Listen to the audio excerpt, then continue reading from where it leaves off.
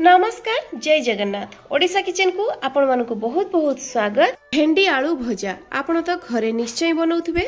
मो भली प्रोसेस रे थरे घरे बनांतु बिना पियाज रसुण आउ टमाटो रे थरे खाइले बारंबार खाइबा पई चाहिबे। टेस्ट यार एते बढ़िया जे बिल्कुल भी भूली परिबेनी। ताले चलो तो देरी न करी कि देखि नबा आजिरो रेसिपी। सेथिबाई मु एठी नेइची 250 ग्राम रो भेंडी को मु भलो भाबरे धोईकी तापर पुछेकी काटी नेइची।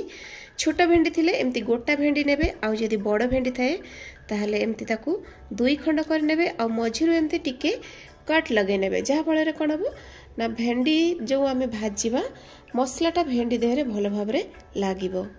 आउ नौची मु एठी तीनटा मीडियम साइज रो आलू को भलो भाबरे चोपा छड़ेई की धोई नेची।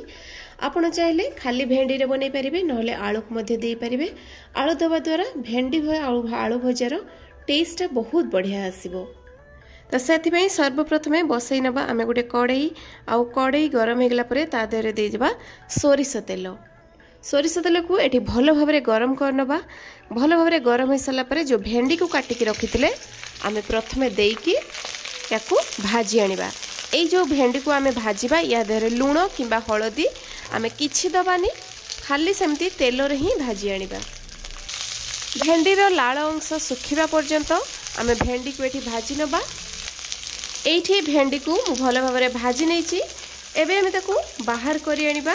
अधिका भाजीबेनी भेंडी की जेमती तार ग्रीनी कलरटा एमती थिबो से भलिया भाजीबे काना आगो को हमको भेंडी को आहुरी टिके भाजीबार अछि। सेथि पई 30 रु 40% याकू भाजी नेबे। कड़ई रे एठी अल्प तेल अछि आमे आउ गोटे चमच पाखापाखी तेल देई देबा। सोरिष तेल एठी गरम हेगला परे एठी देखंतु मु नेइची गोटे चमच सोरिष देबे जेहेतु बिना पियाज रसुण रो तेणु भजाटा बहुत बढ़िया टेस्ट आसीबो। सोरिष एठी भलो भाबरे फुटी गला परे एठी मु नेइची जीरा गोटा जीरा 2 चमच मु जीरा नेइची। जीरा टिके अधिका देबे। जीरा रो जो बासनाटा सेटा बहुत बढ़िया आसीबो भजारे। आउ एठी मु नेइची गोटे चमच धनिया गोटा धनिया नेइची आउ ताकू टिके दरदरा करिकी कुटी नेइची। ए दरदरा कुटा धनिया देबे बहुत बढ़िया बासना आसीबो। किछि सेकंड पई ए सब गोटा मसला को आमे भाजी नबा। तापरे आमे एथिरे देई देबा गोटे पिंच हेंगू देई सला परे एठी जो काटी के रखिथिले आलू से सब को देई देबा। केवल आलू पई स्वाद देखिकी देई देबा। एठी लूण एठी फास्ट देई देबा काना आलूटा मोटा अछि ता छडा आलू सिझिबा पई टिके टाइम लागिबो। सेति पई आमे लूण आ हळदी गुंड देईकी आलू को प्रथमे भलो भाबरे पूरा लो फ्लेम रे एमिति गोटे मिनिट भाजी नबा। आ गोटे मिनिट भाजी साला परे सिझिबा पई आलू को आमे एठी घोड़णी लगेई देबा। एठी आलू 3 रु 4 मिनिट भितरे भलो भाबरे भाजी हे गलानी आउ आलू सिझी मध्य गलानी।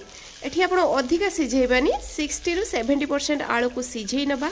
एठी आमे टिके एमती कड़ई रे जागा तयारी कर नबा। आलू को साइड करिकी तेल चाहिले आपण देबे नहले दबा दरकार नाही।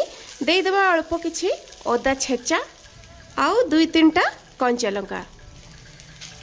लंका बदल रे आपण चाहिले सुखिला लंका मध्य नै परिबे। नै कि अल्प किछि समय पई आमे अदा और लंका को भाजी नबा। आलू को मिसई नबा। आउ एठी जो भेंडी को भाजी के रखिथिले ताको मध्य देई देबा। देई कि अदा सहित आलू आउ भेंडी को आमे अल्प किछि समय पई एमती पाखापाखे गोटे मिनिट पई भाजी नबा। भलो भाबरे एमती गोळई नबा आउ घोड़णी लगेई देबा जहा फଳରେ भेंडी आउ आलूटा सिझिबो।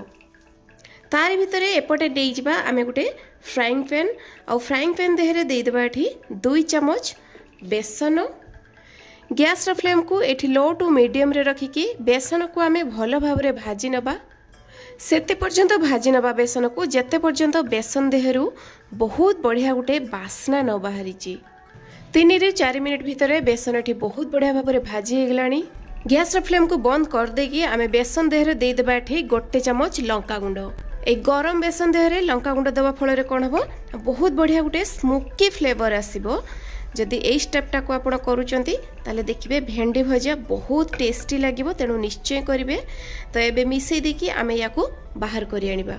एपटारे भेंडी आलू भजा बहुत बढ़िया भाव में सीझी गलानी। ए स्टेज रे आमे जो बासन आउ लंका को भाजिक रखिथिले देई देबा। भेंडी देहरे आमे लूण देई नथिले तेणु भेंडी पई लूण देई देबा। देई देबा एठी आमे 1 चमच धनिया गुंड, हाफ चमच गुंड गरम मसला देबे। भेंडी और आलू भजार टेस्टा बहुत बढ़िया आसीबो। एतक देई देकी आमे याको भलो भाव रे टिके मिसई नबा। आ सबू मिसई सारिकी सबा लास्ट रे आमे एठी देई देबा फाळे लेंबूर रस। आमे तो टमाटो देने तेणु टिके खटा खटा टेस्ट आसिले हमर भेंडी आलू भजार टेस्टा बहुत बढ़िया आसीबो। तेणु आमे फाळे लेंबूर रस को एठी देई देबा।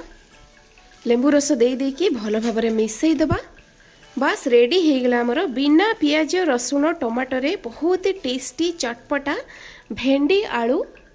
याको आमे गरमा गरम सर्व करनबा। याको भात पखाळ सबुरी आराम से खाई परिबे।